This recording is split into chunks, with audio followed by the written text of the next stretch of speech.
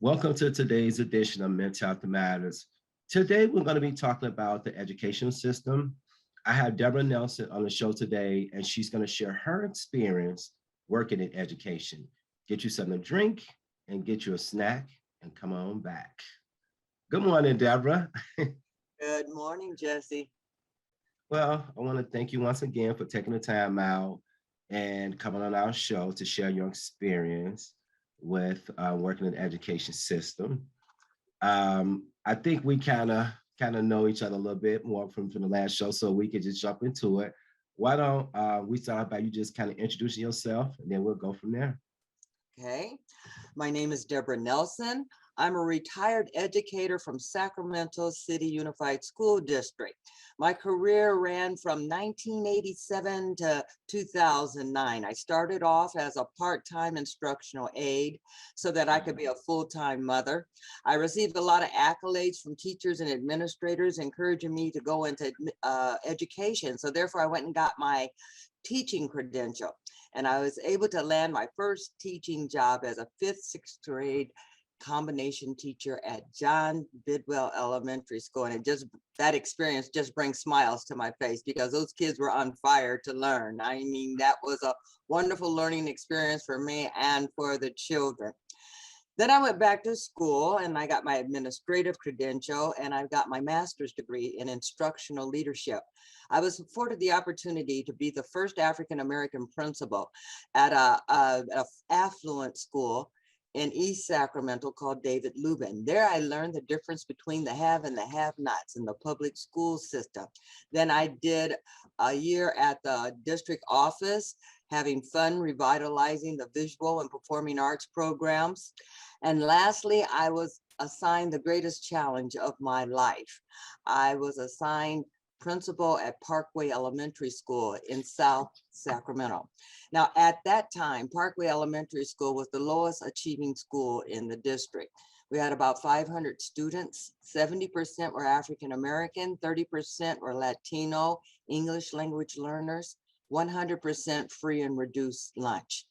Most of my student population came from a small community called Franklin Villa, or sometimes referred to as the G, which was renamed Phoenix Park. Now, this community was known to have the highest rate of drug abuse, the highest rate of violence, the highest rate of molestation in Sacramento County. They were known for generational poverty, generational educational failure. Now, you think that this would be a formula for a disaster for an elementary school, but in retrospect, it was one of the most rewarding, one of the most richest experiences in my life.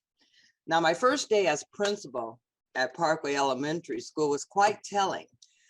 After the bell rang, 60 minutes later, I had to call a SWAT team out to restore order at the school. A parent and an employee were fighting in the parking lot. Somebody screamed gun.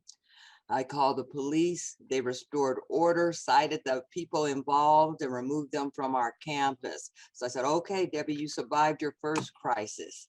40 minutes later, I got a 911 call from a 4th grade classroom. A 4th grade student was assaulting the 4th grade teacher. Now, my first day of indoctrination at Parkway Elementary School was like a nightmare, something out of Boston Public.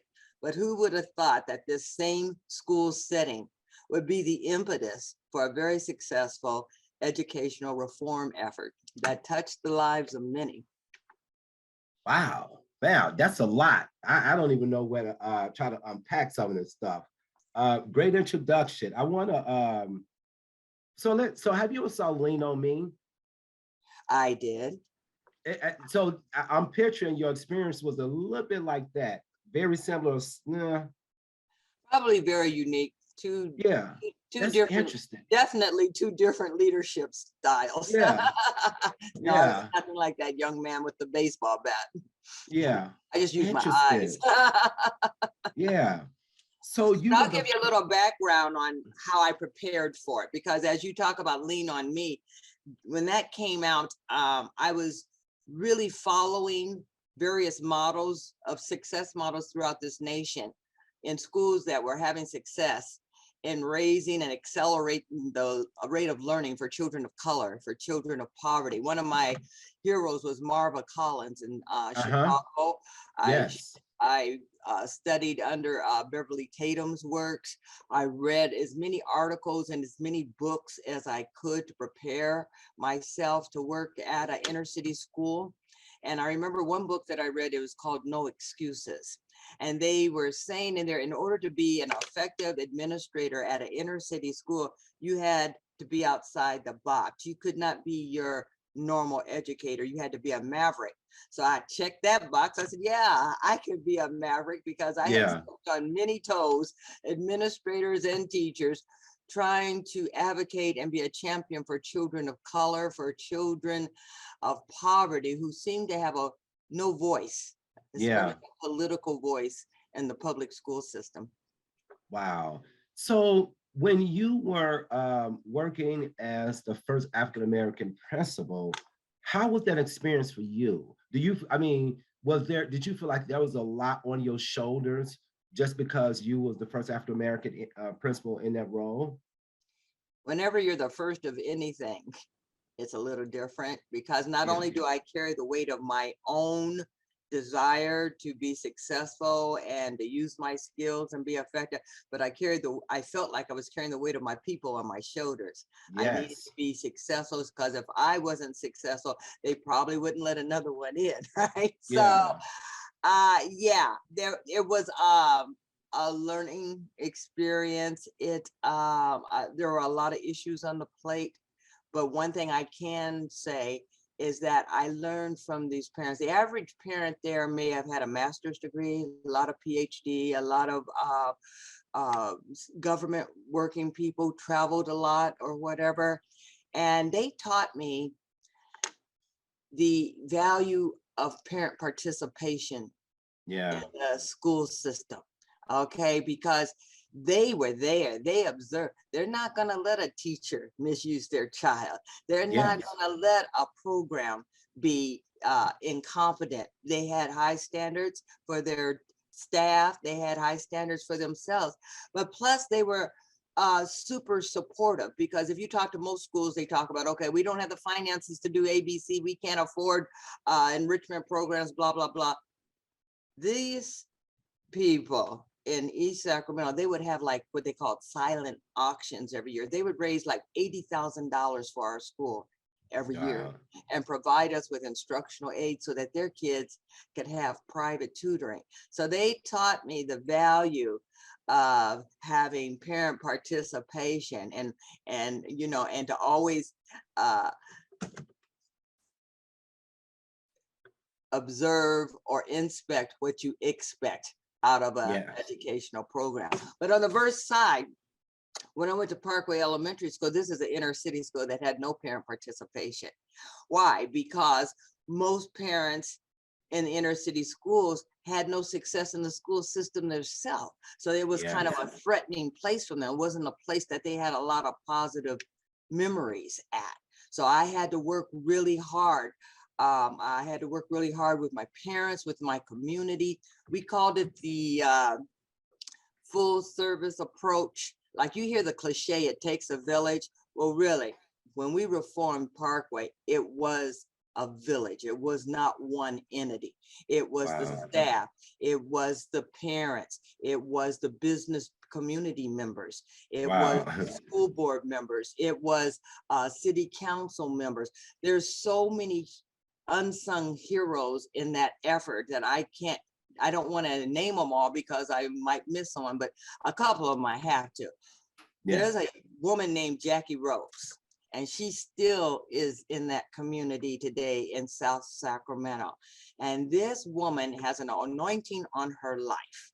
She has Nice. dedicated her entire life to making a difference in schools and in extracurricular activities, providing enrichment and guiding and being a role model for children of color, for children of poverty. I don't know why they don't name that city after her, to tell you the truth, but she's still Wow. doing it today. Also, I have to recognize Larry Carr. He was city council member there, and he was head of Florin Road Partnership. He helped me so much in the beginning because I had to have a lot of extrinsic rewards to try to get where I was trying to go with the kids. And every trimester, he would provide any child who met the benchmark on the standardized testing a savings bond, okay, Oh, for their future education to go to college. And it was so wow. funny, the story with him is when we first started, there was no one. He didn't have to provide any saving bond because no one could pass that test, the benchmark. Wow. And then as time went on and we were able to implement our instructional program and our reform effort, then he supplied 5, 10, 15. After 4 years, he come, Debbie, I don't have enough savings bonds. I can't keep doing this. You guys are doing too well. I said, oh, well, that's what I want to hear, So Yes. I thank him so much for his involvement. Rick Jennings was involved. Just so many unsung heroes. Oh, I have to say, although she's passed, Bonnie Pinnell, because I'm not really a political person because I tell the truth too much. So, Yeah. so Bonnie was my voice. She was in the background helping me because it's a very political position when you're an administrator, in Yeah. a school district and you're moving an educational reform movement. So I thank her because she was my voice, my political voice, loud and clear. Now, when you're taking over what they call a Title I school, a failing school, you have to create a strategic plan, and you have to present the plan and the vision to the community, to the parents, to the students, and to the school board. Now, when I was doing all my research, I called mine the structures of excellence, and I had to go before the school board, and I did this big PowerPoint presentation, thought I was being professional, and what we're going to do and how we're going to change the instructional program, what our laser focus is, and how we're going to involve the parents, and how we're going to do ABC. So I laid it all out for them, right? And everything I did is research-based, because that was part of the problem of the learning at the school. People doing all these good field programs and good field standard-based, extra curriculum, instead of doing research-based materials and research-based strategies and culturally relevant strategies that motivate brown and Black children. So when I got to do my presentation at the school board, one of the school board members says, well, what if your plan doesn't work? And I said, well, and I said this real quick, I didn't think about what I was saying. I said, well, if all this doesn't work, so we're going to love those kids into excellence, and they laughed. But in reality, when I look back over my tenure at Parkway Elementary School, that's exactly what we did. Nice. Very, very, very nice. So what strategies have you used to support students' racial identity development? I think the main thing, there is not one. You have to have a large repertoire of strategies, because there's so many different types of cultures, so many type of learning styles, okay? Yeah. African Americans, let's say, in our culture, the church is a mega monster in our church. Yes. Our social being. So the call and response from the pastor and the audience, that's a learning style. So I would do that in the classroom. Okay, although I'm not a big fan of rap music, I take all those facts, Columbus came Yeah. over in 1492. I put it in a rap. Baby said, okay, I got it. Yeah. So Yeah. whatever engages them, because standing in front of a classroom just giving a lecture, you Uh-huh. me in a minute. You have to have engaging type. Kids are kinesthetic learners. They got to be involved.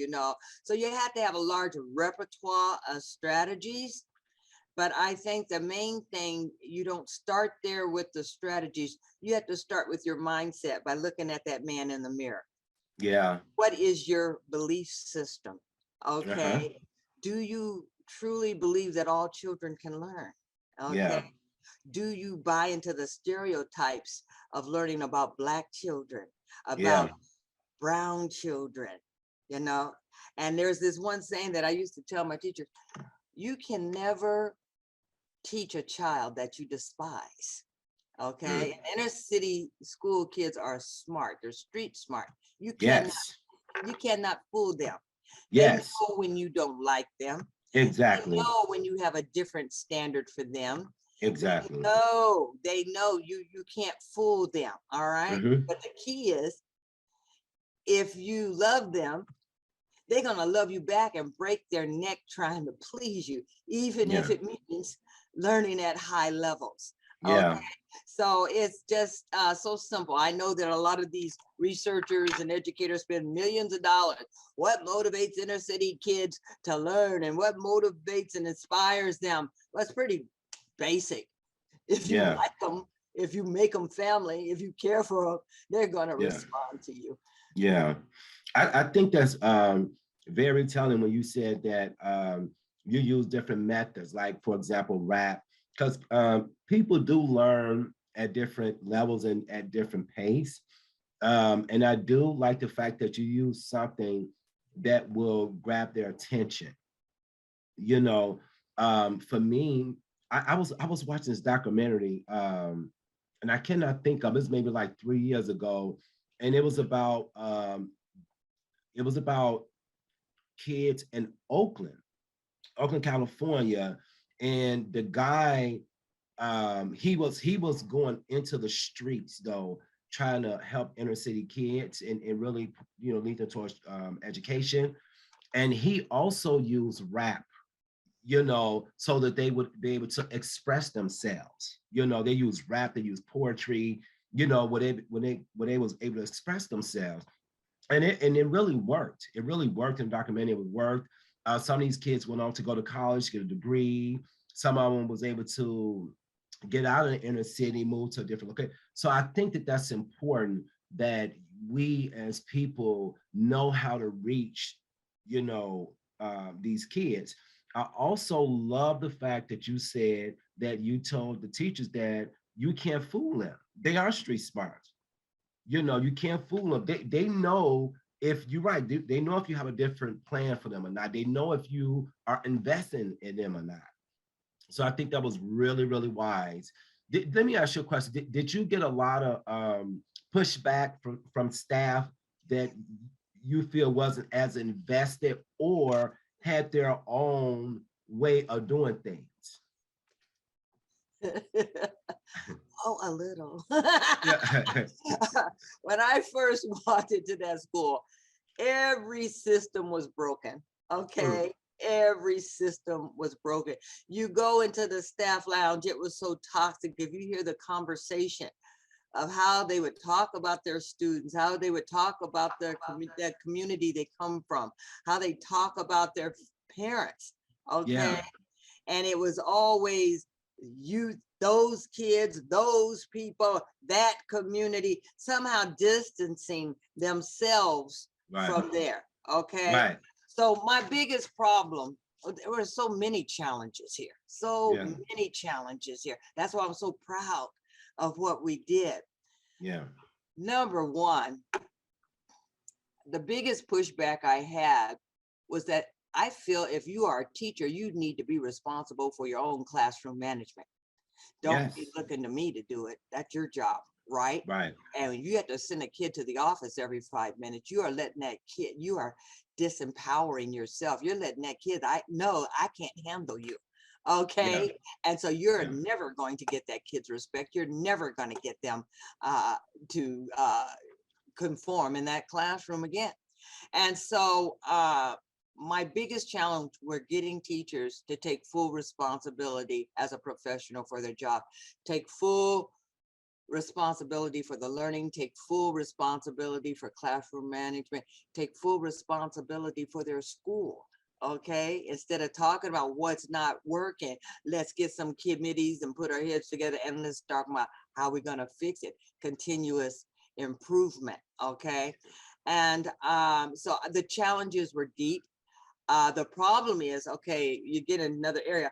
The problem is when I first went into Parkway, I inherited a staff, and forgive me, but I had to just tell you the truth. When we talk Yeah. about the miseducation of Black children, when we talk about children not learning in school, public Yeah. school, this is by design. It is Mm. not just mishap. And what Yes. happens is they start blaming the victim. They Mhm. blame the kids for not learning. Yeah. The kids are making them look incompetent. The kids aren't passing the standardized test. No, you are the professional, okay? Yes. And we as adults have to get out of us, and we have to see, what does it take to meet this kid's needs? You Yes. know, many teachers are not from the community that their kids that they teach are from. So they're Yeah. bringing their own little value system and judging everything by that. And really, in the inner city school, your value system has no weight there. Okay. Exactly. You are there to be of service and to meet the needs of the child. I want to just share one example of that for you. Okay. Because Yes. you cannot talk about educating kids of color in the public school system without talking about racism. Okay. Yes. And well, look, schools in this country, they were integrated in 1954, Brown versus the Board of Education. Then, you Mhm. know, in slavery, it was law, it was illegal to teach a Black person to read or write. I mean, it's been a part of the fabric of America for Black people not to be educated. And then all of Yeah. a sudden, you're going to flip the script one day because a bill passes, and you think all these people are going to try to educate children of color. No, it's Yeah. still it's still work in progress. But I want to share how this school transformed.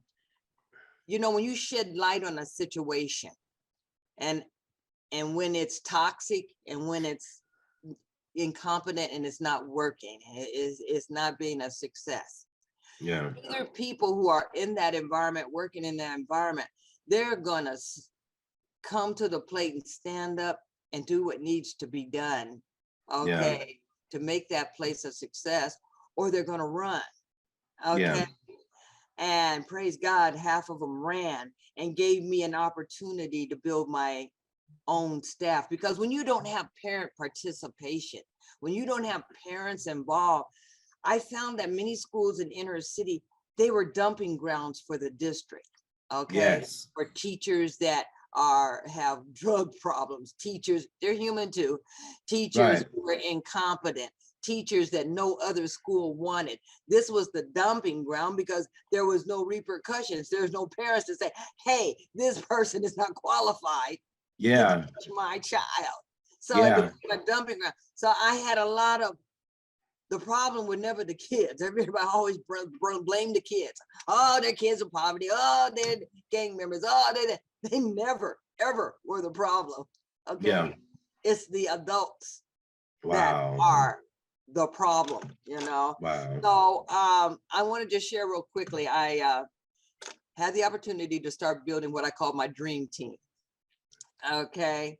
And so this is probably about 3 years into my principalship. And so things were slowly, starting to change, okay? Mhm. Because I wasn't going to change. And our focus on the instructional program, we had sacred time.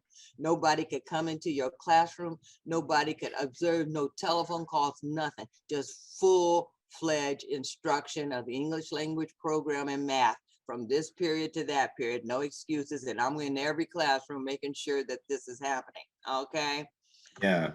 And so when I started building my dream team, I changed the interview process because it's hard to fix something that's broken. I think it doesn't matter what programs you have, what strategies you use, it's the quality of people that you have over your children in the Yes. school system. And if you don't catch them at the hiring practices, you don't catch them at the front door, it's hard as heck to get rid of a teacher, okay? Yeah. You gotta Yeah. go, you can document them for 5 years and they'll still get another job. It's just crazy, okay? Yeah. And so what I did is my interview process, I'm not looking for somebody that just looking to answer those questions. I'm looking in their eyes. I'm looking in their heart. I'm looking in their soul, Mhm. because this is more than a job in inner city. This is a ministry. Yeah. Now, Yes. it's not just a job. If you hear that cliche, if you can't do anything else, teach. Well, no. If you're going to teach effectively in inner city school, no, we need the best there for Yeah. our kids. So one thing I required, anybody that I hired, they had to do a community walk. They had to understand the community that their students came from. They had to go to each of their students' homes, meet their Wow. parents, find Nice. out what the living conditions are. What resources does the family need? That's our full service approach, not only educating them, but meeting their social and economic needs, their social and emotional needs, okay? And so I made them do that so that they get out of their comfort zone, that in their misconceptions of what life is and life should be. You think this kid is coming in your classroom cutting up, okay, just because they want to? No, this child is traumatized. He Yes. all weekend they've heard bullets flying Uh-huh. around their head. Okay, every weekend there was somebody dying over there in that community from gun violence, Yeah. and then you think the kid's going to come in the classroom all perky and yes, Miss Smith? No, you've got to understand who you're working with, and so you could meet their needs. And so I went through this interview process, and in walks this blue-eyed, blonde-haired, her hair was past her back, Yeah. beauty, a beautiful woman from Roseville, California. You know where Roseville is. It's an Yes. outskirt. Okay, there's Yeah. one thing Roseville is known for is be affluent, and there's very little diversity, right? Yes. Uh-huh. And so she walks in there, and how you're thinking inside your head because we're pretty visual. And I looked at her, I said, oh, hell no. Yeah. I said, I doubt if she ever has met a Black person. I doubt if Yeah. she ever worked with a Black person. I Yeah. doubt if I said she would have a Black supervisor. Yeah. Be over here in the hood. Yeah. Okay. All right. I can't see her doing classroom management because my babies, I love them to death, but they're gonna tear her up. Yeah. I was like, what is she thinking? Yeah. And so we went through the interview process, and this woman is sharp. She had all the right answers. She's well educated. She knows her stuff. All right. Yeah. But I never contacted her after the interview because she wasn't a fit in my mind for my Yeah. dream team. Well, Yeah. this girl came back again. And I'm like, Yeah. she said she went through the interview process again. And I just had to tell her, I said, baby, I don't think you're a fit for my school. Okay. I said, we're trying to do something here. I said, I don't think you're a fit for our school. And she said, Miss Nelson, give me a chance. She says, I know I can do this job. I know I can make a difference. Please give me a chance. And with that kind of persistence and sincerity, what can you do? I hired her. Right. Okay. Right. And Yeah. but I had my eye on her because I was very concerned, right? And I know Yeah. it was not easy for this girl, but Yeah. that was the best thing that ever happened to me in my life. She was one Wow. of my highly effective teachers. She had the highest test scores. Wow. She was the first one to bring to turn in her lesson plans every week. She Wow. lived way out in Roseville, but she'd be the first one at work in the morning. She'd be the last one to leave, preparing her class for the next day. Okay. Wow. My biggest concern was classroom management. So I was in there every day. Yeah. And I go in there and she had clear expectations. She had high expectations. You can see it visually in the print-rich environment. I go in there and the kids are not necessarily sitting like little robots in a seat. They were a learning machine, going from group to group. The kids were teaching each other. She was a facilitator of learning, going from group to group. Okay. The kids kept each other in check, not wanting anybody to interrupt their learning. So she didn't have to do classroom management. The kids kept each other in check for her. Okay. And basically, and school didn't end at 3 o'clock for her. If her kids needed her, they could call her at home. Wow. You know, she showed them that she cared. She showed them that she loved them, and they ended up loving her back. They protected her. Okay. Wow. They loved her because, like I tell you, you can't fool inner city kids. And I had the opportunity to talk to her mother one time. And I told her mother, I said, I know that your daughter is working in an environment that you didn't raise her in. And I personally have to tell you that I have to give you accolades on your parenting skills. I said, because just like racism is taught in the home, I said, your child is a stand-up woman. She does not look down on people who are economically challenged. She does not look down on people who look different and have a different value system than she did. I said, she is real. And I said, and I can't only just commend her, I have to commend you because you taught that to her, you know? Her name was Pamela Johnson. I got to give her a shout out. Beautiful Pamela Johnson. She made a difference on my dream team. That's awesome. I mean, you know, I know in the beginning it was kind of challenging because, and I get you, you like, you know, my kids are not used to seeing somebody who don't look like them that's willing to invest the time and effort in them as well. But I think, like you said, persistence won you over. And I know you're glad that you made that decision to bring her on, for sure. And also she taught me that although I still think it's very important for kids to have teachers in their classroom or in their school environment that look like them, so that they can see that they too can be successful. So they too are having role models, okay? But more importantly than that, is our children in inner city school, they need highly effective teachers who get results, and I don't care what color they are. That's right. I know that's right. I know that's right. So what method did you use to get the parents involved and win the parents over? I love my parents. I love my parents. I call them the parent university. They had a parent university there that Miss Jackie Rose organized.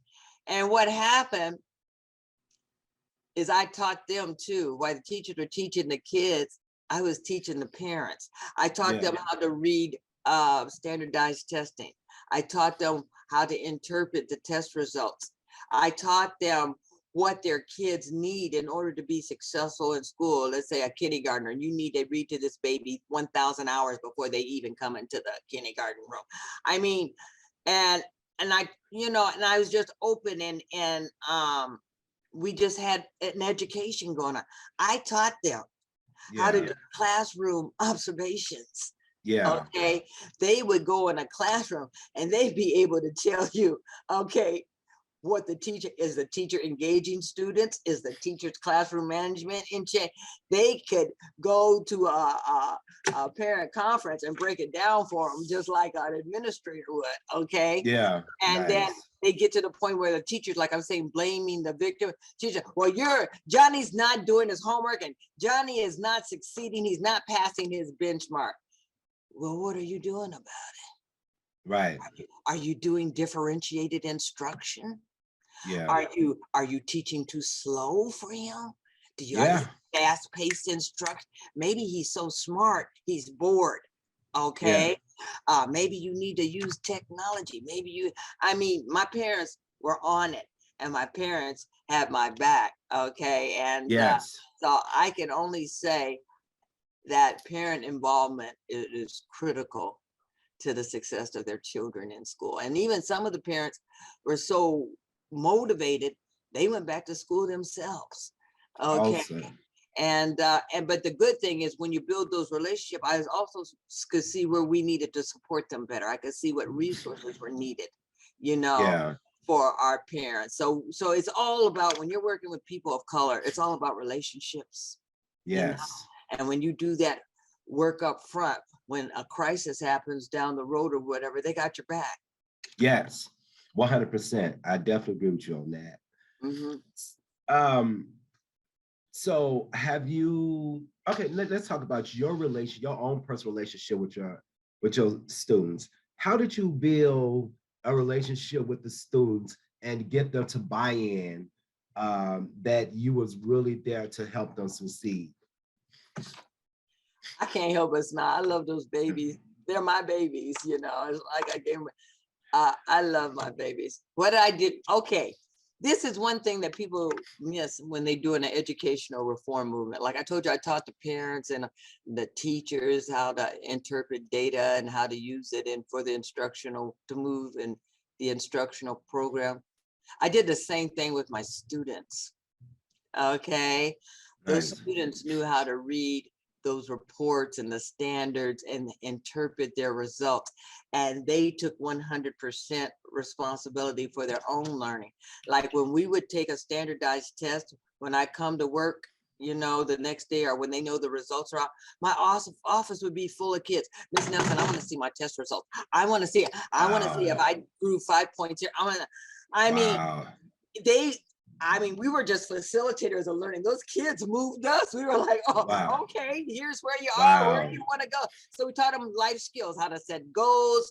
Okay, if you want to go from point A to B, here's the steps that you need to take. Maybe you need to do your homework.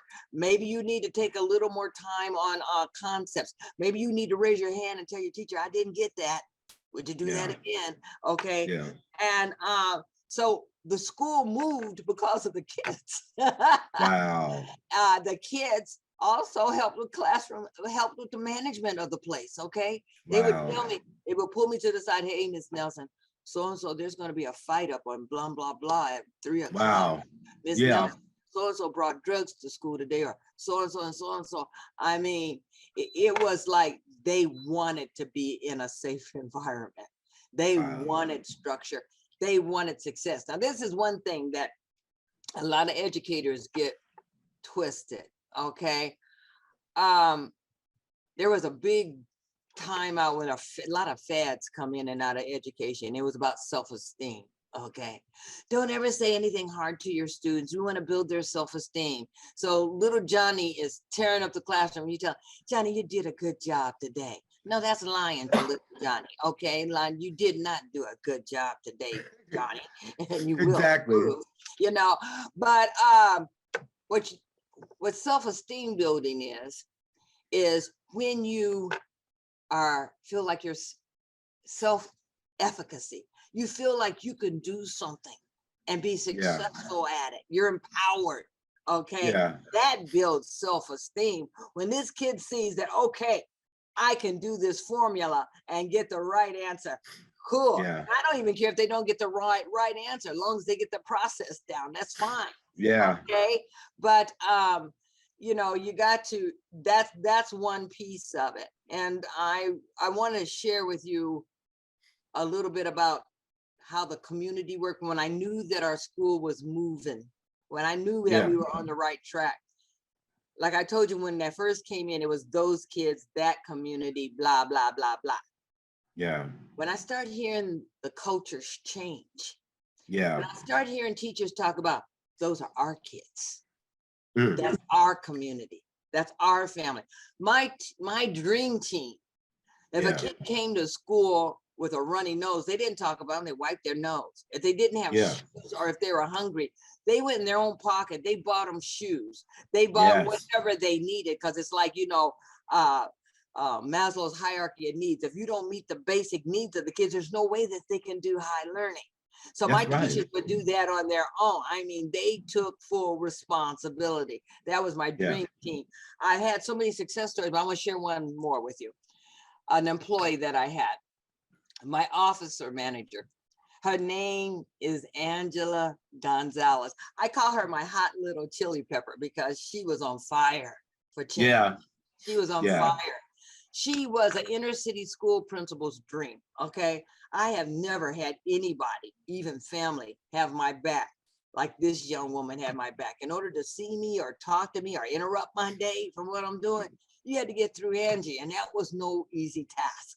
And what I Yes. loved about her is that Angie was not only proficient as an office manager. If I couldn't get a substitute to come in for a teacher being absent in a classroom, Angie would go teach the class till I got there. If a Nice. janitor did not clean up a spill on the grounds, you'd see Angie out there cleaning up that spill. If a cafeteria worker didn't show up for work, you'd see Angie in that cafeteria feeding the kids. Wow. By any means necessary, she was going to make sure that this school was a success. And Yeah. she knew, and still does know, every family in the community. She knows what they're going through. She would give me a heads up. Hey, Debbie, you need to head over to so-and-so's house because they're going through this or they're going through that. Okay. And so here's the most moving story about Angie that I want to share. We had a family that was in crisis. The mother was dying of cancer. She had about 2 children at my school, TJ and Alexis. And so when God finally called her home, the family was in turmoil because she was the Yeah. nucleus of the family. And instead of Angie sending a sympathy card and best wishes, she went into action. She became emotional, financial support to the entire family, but she basically adopted TJ and Alexis and raised them into adulthood. Okay. Wow.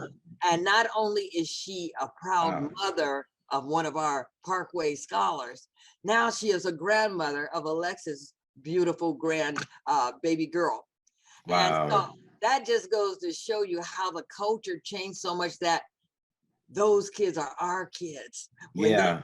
When they hurt, we hurt. Okay. Yeah. When they're happy, we're happy. And what Yeah.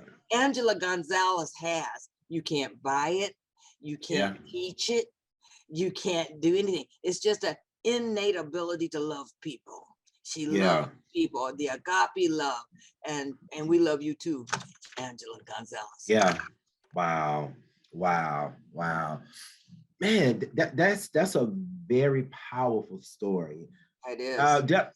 Do you see any other these students, or are you in contact with any of the students at Well, all? thanks Huh? to social media, Yeah. I hear from my students all the time on Facebook. That's Every now awesome. and then I'll get a hit up and I'm like, oh my gosh. And Yeah. of course, they look a lot older than I do now. Yeah, But of course. and they have kids, but I hear so many success stories out of them. I am just so proud of our babies, and what happens is that you never know where the ripple effect stops. Yeah. Okay.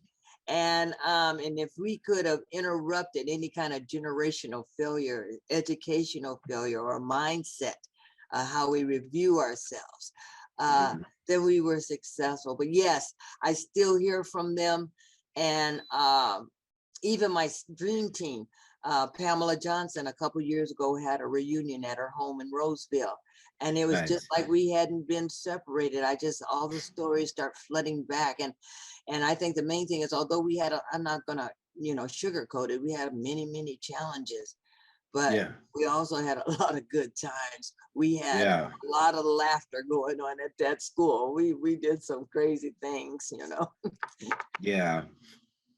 What would you say was your most challenging situation for you as a Black woman in your role? What was like the absolute you feel was the most challenging?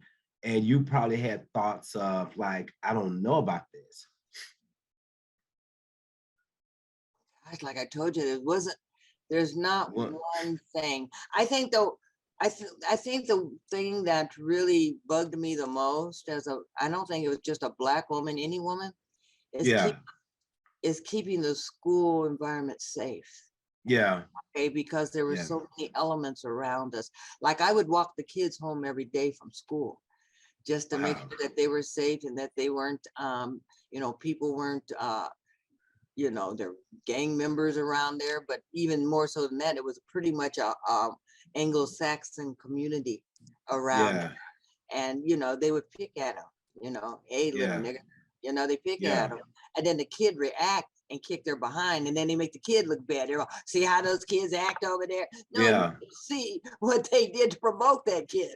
Okay, Yeah. so yeah, I would walk them home every day and to try to make them safe. But I think my greatest challenge is that they wouldn't learn, because Yeah.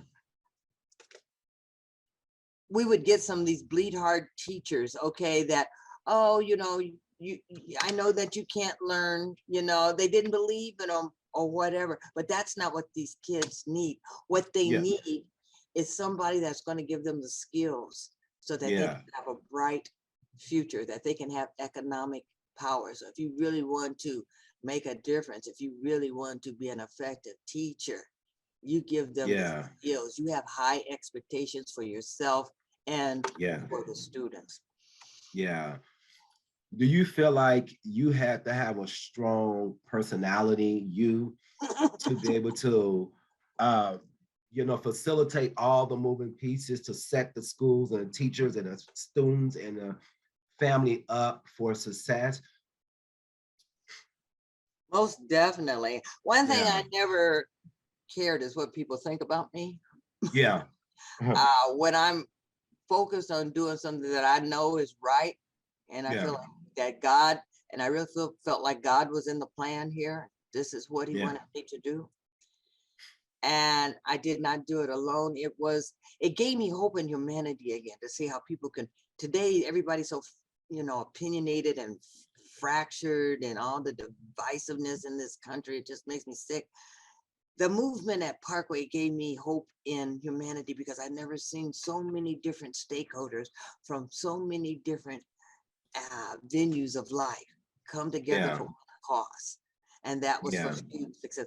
We got so well at this. I'm not bragging. Yes, I am. We got so good Yeah. that many times when you talk about kids of color, we want them to excel in sports, Yeah. basketball, something like that. Okay, even the Sacramento Kings came out to help us. They enhanced our library. They had their players read to our students now and then, and they purchased a computer lab so that we could level the playing field with having technology at our school. Okay, so Yes. we really appreciated that. But as far as the overall reform movement, we started at the bottom. And by time I was finishing up my tenureship there, we would have what you call academic showcases. And Mhm. these kids, I mean, it was like professional. All right. We were asking college questions. We were asking questions outside of the Wow. curriculum, where the kids would compete and the community would come in and watch, and they would provide rewards for the kids in the competition. We had our own Yeah. spelling bees. Okay, so these kids were not only able to excel in the curriculum in the classroom, we had enrichment activities. I never lost an oratorical contest in Northern California. My babies always won. Okay. Nice. And in this those powerful learning experiences is what keep them in school, because the Yeah. biggest thing kids complain about is that school is boring, Yeah. but when you got all this stuff going on, I mean, it's just exciting. And so it was exciting for us. And I'll give you another example. I knew our school was going in the right direction. It's kind of a sad story, because it's one of my Asian students. She was Hmong, I believe, Missy, because she's passed. And Missy was in the spelling bee at our academic showcase. And so I had talked to Larry Carr and many others. I said, look, I need bicycles. I need, gift certificates to give these kids when they win in this competition. So she was on stage and she spelled some 15-syllable word that I couldn't even pronunciate. Somebody else had to say the word. Yeah. And so she won out of 2-day competition. She was number one. She won Yeah. the competition.